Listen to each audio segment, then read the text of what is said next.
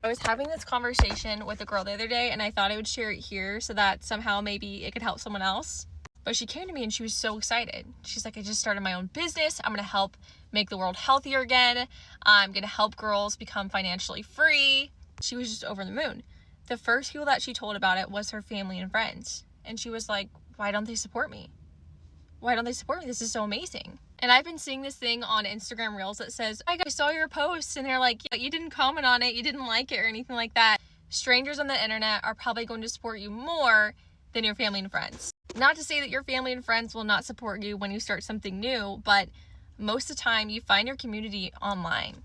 Honestly, just made me pause and think about how grateful I am that I have met new people on the internet and that have been my hype woman. So we were just talking about that, but it also brought me to Romans chapter 12, verses 17 through 21.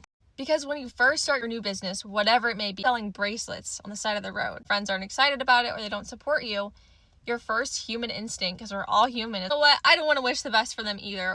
I just don't know how they couldn't support this. This is so incredible. But in the Bible, it says in chapter 12, verse 17, do not repay anyone for evil. Give careful thought to live at peace with everyone. Friends, do not avenge yourselves. Instead, leave room for God's wrath.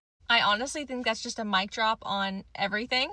But God doesn't really beat around the bush. Do not repay evil with more evil. Instead, you can do is pray for them. And I know that might sound cliche, but I promise you, prayer is so powerful. It's for all the people pleasers out there, because you know what I'm talking about. Lord, I pray that you just work in their heart, and I pray that you just work in their mind, because 99% of the time, if a close family member or a friend doesn't support you, it has nothing to do with you whatsoever.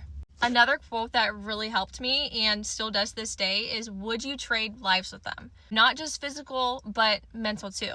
In that conversation the other day, the best thing to do is pray for them. At the end of the day, that's going to feel so much better than following your human instincts. I don't wish them well. Anger builds up, that bitterness builds up. It actually starts to affect your life. So this is for all my people pleasers out there, and I hope this helps.